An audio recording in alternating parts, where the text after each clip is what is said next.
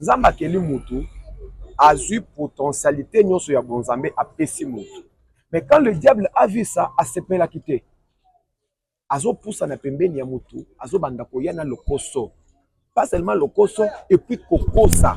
Bible sur la Genèse, Satan a répété ne fût que maloba na nzambe wana lobi, si vous mangez le fruit de cet arbre, vous ne mourrez pas.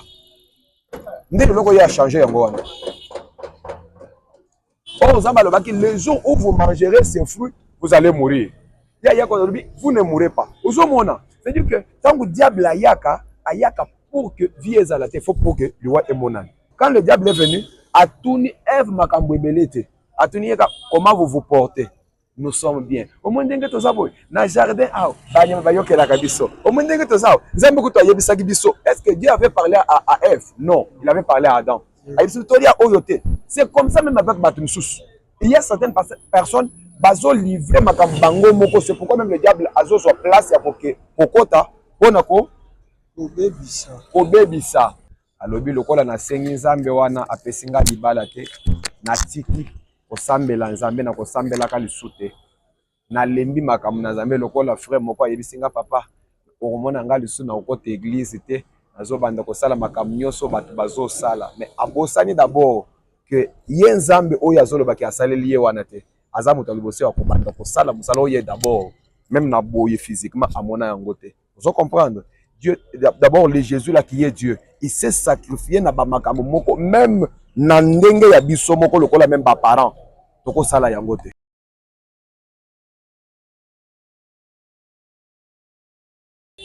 Oui, shalom, shalom, bandeko, balandia, émission pour moi, vivre, c'est Christ. Disait Abisso, le berger Obed Bizil, de dire, tu es dans notre numéro Yassika, pour notre partage, na sepela nango na bengango partage. Il y a des gens, azan maramo, azan ngo na mutu, mais tant que moi partage, échanger peut façonner un monde et c'est l'ikamo. Échanger peut façonner en parler ou ya coagir. Yangwana nzambi atinda ka basali na ye. Uba ya olongola mutu mona likambo azaki nango. Na décision moko mabe azalaki nango. Yango to présentaka biso émission pour moi vivre c'est Christ. Mais na sepelaka te kobanda sans kozangisa remerciement dans notre créateur, notre Dieu. Pasalinga na tous à la parmi ba vivant. Oyo zolandanga na ngesi kezwani okandimis pendant 30 secondes. Tozoloba Seigneur merci pour ces moments. Seigneur merci pour pesinga makasi. Seigneur merci pour la moussi. Et merci pour komisi biso na moment oyo. Tolanda émission pour moi vivre c'est Christ. Saint-Esprit na lingio salage moto nyonso akolanda émission azwa un plus bengadi nyonso ba vol ya pensée dans le nom de Jésus-Christ de tolobi amen.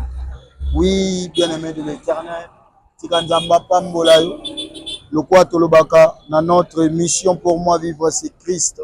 Au mona nga na na lié ozoka makelele toza kaka na Congo toza bisika ebele te. Okanisa lokwa na voyage te to na Congo. Congo na biso nzamba obongisa. Nzamba bandide ya kosala. Toza na komina matete na immeuble ya Biko. Yoka place moko ya kitoko. Apesi biso to sala. Mopepezo lekeza pe salle de fête na immeuble ya Biko na komina matete na quartier Mboloko. Oui, na Lombangu vraiment na oyebisa na vanga moko te.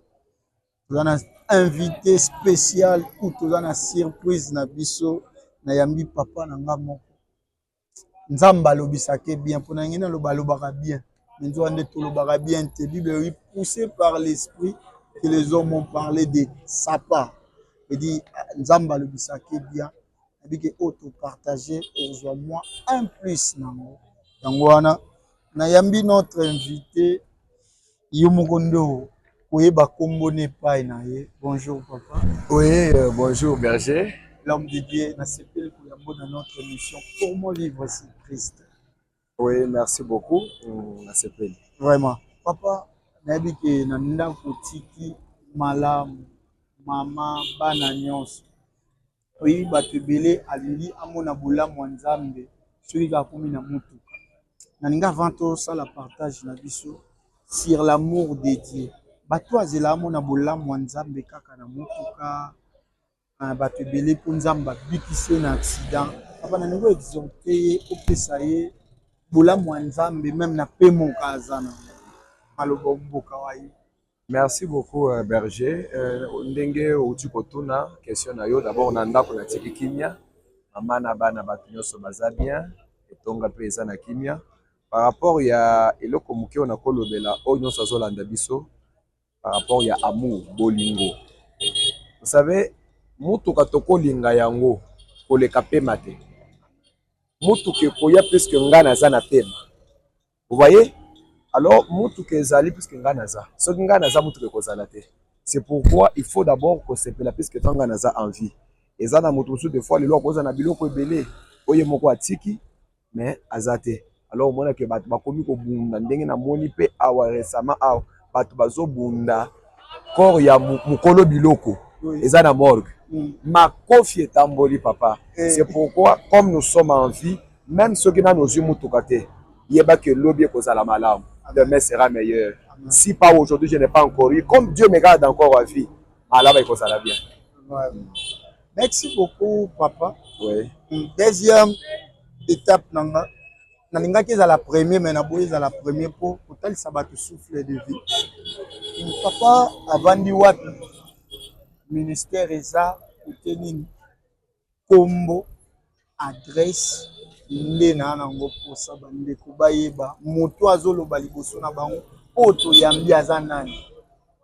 Oui, merci beaucoup Berger pour la deuxième fois encore, merci. Je suis pasteur, responsable d'une église. Je suis Tongo Tongo le prophète. Je suis père d'une famille. Mobali ya Maman Clarisse Tongo Tongo. Je salue aussi ma femme en passant, Maman Clarisse. Et tous les enfants de l'église Puissance de Dieu. Partout vous êtes en train de nous suivre, que Dieu vous bénisse. Toza na Matete Awa, na commune ya Matete, na avenue de la Paix 3, numéro 77. Référence Ezali qui marchait à côté de station Shell en allant vers de Bonhomme. Des places Oyo, Tozali. C'est un peu ce que je peux dire.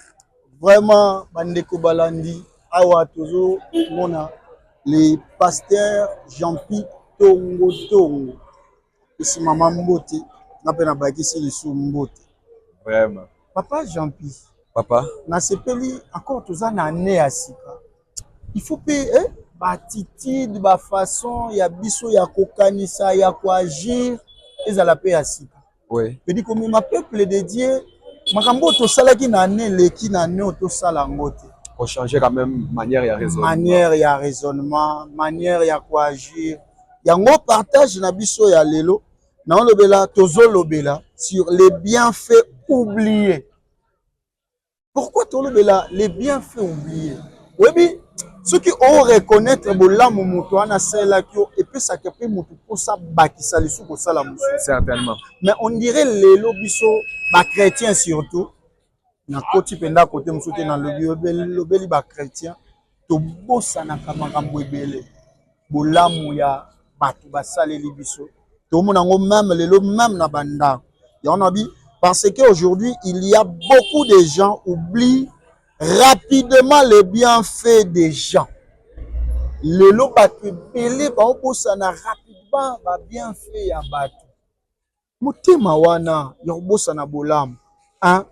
Supposons nanda oka mama osengi asengi yo papa sombelanga kabelo obimaki ozwi tombosani encore atalaki na novelas mobali moko ndenga sala mwasi neta masombeli abakisele musoso yo ye na ngote abosani bolinga kete bato bavandisi bolingo ya papa na mama na biloko parce que tant tolingana ki biloko wana ezalaki abosani dot abosani ba bien fait abosani mama bana lolenge nini bovanda à cause yeloko wana non c'est que la papa to partager mitema ba to échanger surtout pe na ba couple nini ko lo ba siri yango vraiment les bienfaits oubliés Vraiment, berger, sujet oyo okwi kokundola eza na makambo ebele. J'ai aimé d'abord ce sujet.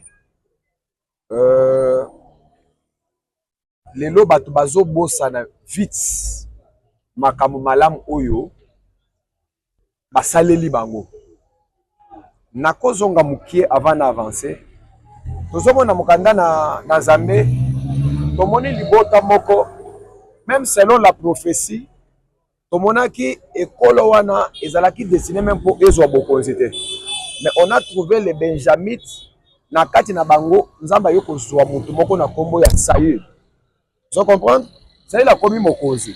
Bible lobi na kobota ya Saül, Saül a se retrouvé que aboti mwana na kombo ya Jonathan. Jonathan azalaka camarade ya David. David oyo azalaka mokitani na libota oyo esengelaki ezwa bokonzi, tribu de Juda. Vous voyez, la Bible dit quoi? Na Jonathan mwana ya Saül balingana na David. Mais na makambo oyo na lolenge ki camarade na bango ezalaki emarkaki motema ya David makasi. Nazo kende na musika te. Bible ezoloba ke bokonzi ya Saül esili. Jonathan kofi. Bango nyonso bazali sote. Tomoni que David azwi bokonzi. Akomi roi.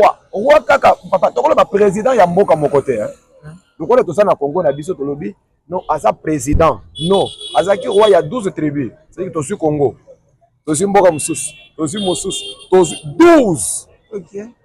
Papa, quel honneur muto wana azaki na yango. Mais tozomona na bokonzi wana la Bible dit David azongeli na bolamu. Il pose la question, est-ce qu'il y a encore quelqu'un dans la maison de Saül? C'est-à-dire que Abosanaki bolamu wana te. Il s'est souvenu. Yango il faut vraiment pour éveiller mutu nyonso azolanda ngai. Obosana bolamu o mutu akozala salele te. Et comme vous m'avez dit, il faut mingi pe ko s'atteler sur le kambozo la surtout ba couple.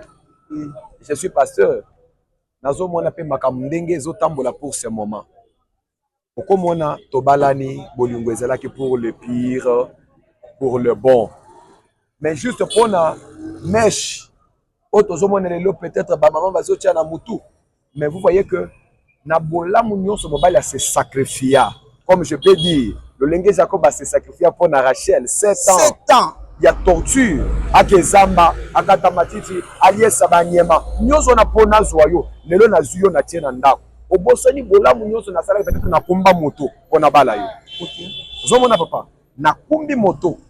Peut-être lelo na kumba moto mais na tikali na défaut moko pour que tous alla ensemble. Mais à cause peut-être comment eloko moko mokie, obosani nyonso na sali. Aujourd'hui, tu peux voir une femme mariée assez décidée pour na kotika mobile. Pona eloko moko non ngana senga ki eloko te la pesinga te et surtout même na ba moment où tu kolekisa ya ba festivité surtout na ba bonne année mabale kabwani papa ekei li papa rien ekei ba posani ke fête oleka mais bon porti papa totika likout toza na kati ya kokende mais fête ekei.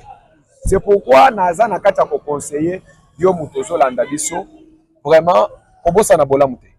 Bolamu c'est quelque chose de très très important. Et ça na élément moko zo elanga na moto.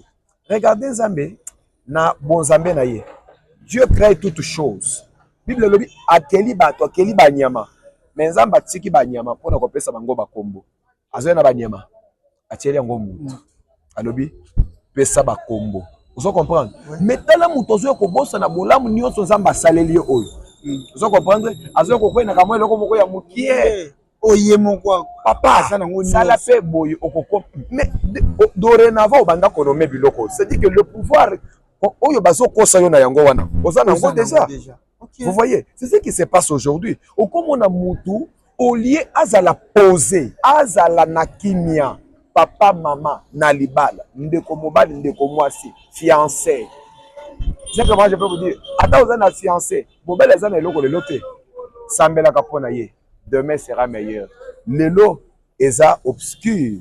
Toko monelo côté mais lobby pour les ensemble et kongala. Pasteur, tango lobolobeli sur amitié à David dans Saoul et faire penser nga des amis. Oui. Ba tambola ensemble. Ami azu amina encore amina comme avocat. Alobi yo zala proche nanga. Et ça, c'est que la mi moko le pan, que la mi naïe le pan. En quoi un avocat, avocat à vérifier, à comprendre que ici quand plus tard, puis ça na balabala akia sololi na bato baoteka babisi toyebi yango tooteka mais yo ndima nokaka ekende yo ozwa 10%. wow. Ami andimi kotrahir ami na ye mbongo ya moninga ekende po mbongo ya moninga mpe ekenda tonaoka lisolo wana esalinga pasi bidi lelo bato baobosana babien fait surtout mingimingi biso mpe bachrétien oka nde bozalaki na ye na église batambolaka basali boye pasteur to na penser makambo ezosalanga pasi moto abosani oyo wana aganyelaki ba asalaki boye akoza yo kika mabe na ye mais est ce que moto pa yo ebetelo wana est ce que aza bien to ayeka po bopanzana le diable akota bongo yango na émission na biso ezake tosolola na bato wana nalingi osola na bami oyo bali base séparé mpona sango moko boye papa nalingi obimiso nzamba pesi yo pour te réparer moi likambo boiza liboso na biso. Merci beaucoup homme de Dieu. Nazo revenir na pensée na ngai liboso. Vous savez on a onyo sazo landa biso. Pour nous vivre c'est Christ. Yango tozo tali sabino Christ. Christ ndé akosala ke libota na yo ekufote me e vivre. Christ ndé muto akosala ke relation na yo ya entre yo na fiancé na yo ekufote me ekende pour que bo aboutir na kozalaka ensemble. Yoka eloko moko nazolinga na yebisa yo nzamba keli mutu azui potentialité nyonso ya bonzambe apesi mutu mais quand le diable a vu ça asepela kite azopusa na pembeni ya mutu azobanda koya na lokoso pas seulement lokoso et puis kokosa Bible zo bana Genèse Satan a répété ne fût que maloba na nzambe wana lobi si vous mangez le fruit de cet arbre vous ne mourrez pas. Ndé loko ya changer yango wana. Oh Zamba lobaki le jour où vous mangerez ces fruits, vous allez mourir. Ya ko lobi vous ne mourrez pas. Ozomona, c'est-à-dire que tant que diable ayaka pour que vie ezalate faut pour que le roi emonane. C'est que obosa na onyoso ya malamu, o Zamba sala pona yo. Peut-être comment kamoko ya mukie, le roi ekotela yo. C'est pourquoi je suis venu juste pour te réconforter. Na moment ozali na yebite. Mais ce que je peux te dire, tourne la page. Bosana oya mabe wana kotia ngo lisu na motema te peut-être okoza loyoki likambo na litoyi abetelo lisolo asali boye alobi boye boye non oza mutu zongaka on a toujours dit même la Bible dit la nuit porte conseil fanda eza na bato ebele lelo bakabona na bato mais bakomi ko regretter puisque na yoka comme je peux te dire homme de Dieu j'ai croisé quelqu'un qui commence à me dire papa nga mokili vraiment nazokoka lisute j'avais un ami papa proche tala makambo babeteli ngai ami nanga papa tala ke kotrahir nga abe papa bayebisi nga bo nga na yebisi est-ce que muto ayebisi wana ayebisi na intention nini ko s'enflammer na note vanda siko landela pour yeba que est-ce que réellement mutu camarade na yo wana nde muto alobi papa quand je vous dis makambo nyonso baloba c'était du fausseté c'est-à-dire que le diable était juste venu na canal ya ndeko pour à séparer bango. Et ça, les se sépara à cause de Biyoka Yoka. Même le diable dans le jardin d'Éden avait le pouvoir. Balion bazo kima, bakos bazo tosa. Mais juste quoi que pona koyok Adam, koyok. Le diable est là. Ève, est-ce que réellement ton mari est là?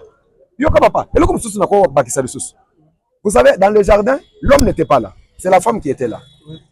Là, je donne aussi un petit conseil même à ma mariée, même à ma fiancée. Quand le diable est venu, à tourner Ève makambo ebelete, à tourner comment vous vous portez. Nous sommes bien. Au moins dengue to sabo, na jardin ah, banya bayoke la kabiso. Au moins dengue to sabo, nzambe ko to yebisa kibiso. Est-ce que Dieu avait parlé à Ève? Non, il avait parlé à Adam. C'est comme ça même avec Batumsus. Il y a certaines personnes bazo livrer makambo bango moko, c'est pourquoi même le diable azo soit place ya kokota ponako obebisa. C'est pourquoi nazo conseiller mutu oyo azolanda biso okabwana nanu na mutu na ndenge ya likambo yo yokeli te obosa na malamu oyo mutu asali pona yote. C'est ce que moi je peux dire. Oui, l'homme de Dieu. Oui, tango oloba et faire penser na fongoli parenthèse moko ya rubrique li solo poto ke ko chiter. Il y avait un homme. Avandi na ndako auti musala lembi azongi avandi. Mwana pe auti classe azongi. Oui. Yoka. Eza na leçon yo muto olanda ngai. Tango bavandi papa na mwana na ye, mwana auti osala devoir. Batala pe mama auti musala koteka azongi. Mama longoli kaka mapapa tiki kitos ba saki azali nango aweli simbango ake wendi. Atali heure bakomaki ba 18h mwana agendaki nzala. Mama akati nzela olamba la mokuse mama saline. Mama a préparé maki. Akia opelisa moto awa asali nyonso awa tota na pokwa mama ya kitisi biloko na mesa. Babandi kolia. Tango baolia mwana ameki olia mwana baby selongi. Zone mama salaki maki. Omelette biso toyebi. Mama sali omelette. Tango mwana lia baby selongi. Mais mwana otela papa zulia na sengo. Maman Yassimbi chérie. Papa lobi, c'est bon, tu as bien préparé moi na silika bois qui fourchette. Et papa oui, maman préparé bien. Biloko zika boyo kango bien, papa est-ce que kango bien. Papa tali moi na ne abisie. Il faut kotala kaba bien fait. Na be forme to bimi certainement. Mais du côté la té erreur ya sali mais côté la idée nini yo sala ke ya sala. Abi uti classe okitisi sac na yo. Oyo bandi okoma bikoma koma na kanisa ko tosa mamba classe mozo komande obeta ba masolo na kai. Nga na uti musala lokola mama na ona ye na vandi. Na ya uti musala lokola biso ake wenzi. Azongi ti azozika nga na to vandi tota la télé. Asilisi olamba oyebi loko esali azikisa mak eza po ando balsa fufu me nga na to kokoko sunga ye. Totiki nyonso wana me biso totali ba bien fait na ete me olingota la place erreur. Luka otala ba effort ya ko. Na eza leçon ya opesa bato ba olanda potokota na histoire na biso. Pasteur aujourd'hui il y a 99% même biso bato to sambela. To ana défaut. Totala lolenge muto abebisi me totala te nini alinga sala po abebisa o. Comme ça abebisi par erreur. Oyebi ke Nzambe pa koka ko telemela Moïse. Pourquoi yo batindi yo obimisa peuple à Israël na boumbu mais Moïse a bombé égyptien. A bombé mutu. Oyebi ke Nzambe a rendre compte atali idée na intention ezalaki nini. Non linga na ne oyo papa tout mekano totala be totala makambo malamu totala be effort totala ba bien fait abat. Na yango sur ce poto ke na shit na biso na peso maloba non c'est bela totanga versement oui yana moto moko asala batu nyonso bolamu mais batu bakosa na yango akoza ba sija prière Ésaïe 53 le verset 4 à 5 la Bible dit cependant ce sont nos souffrances qu'il a portées c'est de nos douleurs qu'il s'est chargé et nous l'avons considéré comme puni frappé de Dieu et humilié. 5. Mais il était blessé pour nos péchés, brisé pour nos iniquités. Le châtiment qui nous donne la paix est tombé sur lui. Et c'est par ces meurtrissures que nous sommes guéris. Papa, version nazaso natali yango makasi ya nzoto esila. Bedi balakisi biso nyonso Jésus Christ. Amona passe sur la cause ala na mpona biso asumuka te biso nde to sumuka afinga te biso nde to finga mais Bible loba amema masumu na biso mais biso to mona lokola humilié to rejeté papa awa na ngana loba sur les bienfaits oubliés pona batu belé ba bosani bolamu Yesu a cause a priya ki téléphone azuité a priya ki kabelo azuité. On a vendu au début sur l'amour ya papa na maman comme biso to anango na Jésus. Okoloba na nini na batu oyo abosa na bolamu Nzambe po azumutuka te.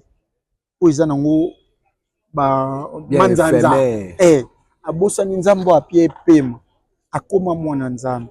Papa dernière question na nga pe sujet na pesio yango. Oloba na bande ko balandi sur l'isolo nanga sur verset opesi sur sujet na développer pour nzambe asalaka te po asenga telefone azwi te. Maloba mboka oyo. Merci beaucoup, Berger. Merci pour la question.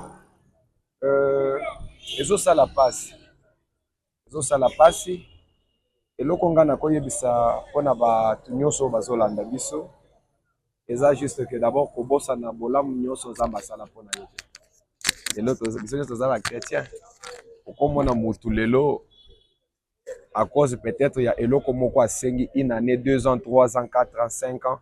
Alobi lokola nasengi nzambe wana apesinga libala te natiki kosambela nzambe na kosambelaka lisu te nalembi makambo na nzambe lokola frère moko ayebisinga papa okomona nga lisu na okota église te nazobanda kosala makambo nyonso bato bazosala mais abosani d'abord que ye nzambe oyo azolobaki asaleli ye wana te aza moto aliboso ya kobanda kosala mosala oyo ye d'abord même na boye physiquement amona yango te. Vous comprendre?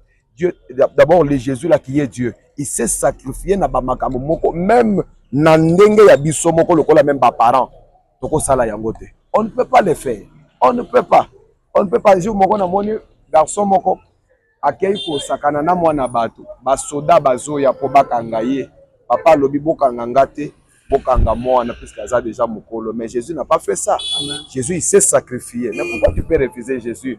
Peut-être pour les balles exaté, peut-être pour les moutouka exaté, peut-être pour les kambomoko songolo pakala ozeli mais émonanité. Obaka, Dieu est là. C'est lui qui a fait la promesse est fidèle. Il est capable de te donner ce que tu cherches encore. Problème est zakaka, continuez, continuez et là. Que Dieu vous bénisse. Oui, bien-aimé de l'Éternel, émission Nabiso pour moi vivre, c'est Christ.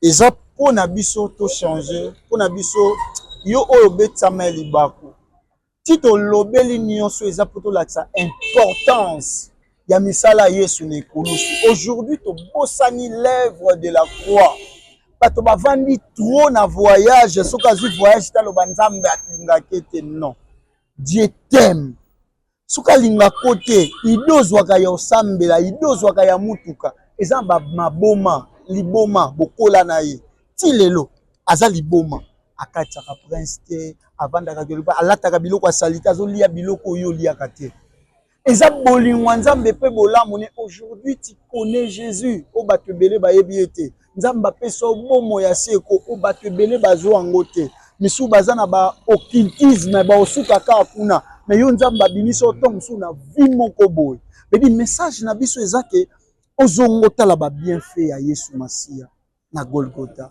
Yangwana yo obunga to loba nzamba tiki yo na lina biso repens-toi zongela nzela nzambe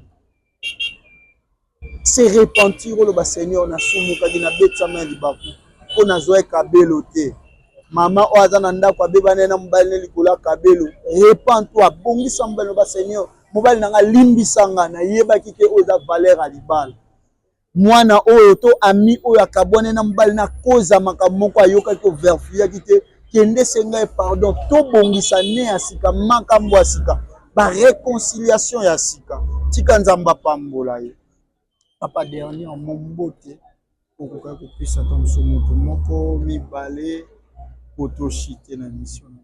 Merci nazo pesa madame nanga mon épouse maman Clarisse Tongo Tongo. Et toute l'église, puissance de Dieu. Sans oublier aussi mon père, mon apôtre Boni Ololo.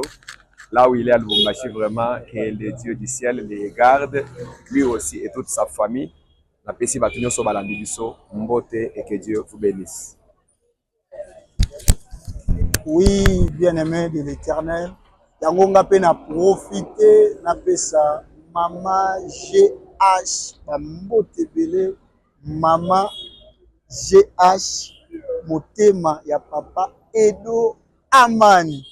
Pourquoi pas na pesa bande nyonso mon pasteur Glody Maseva, mon guide président Richi Mboyo.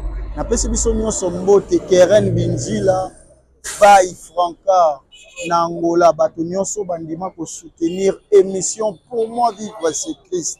Na conseil, na message, na nyonso tika nzambe apambola biso olingo benga biso mission touché yo tokoya na conseil na prière na lolenge nyonso benga biso na plus 243 44 89 927.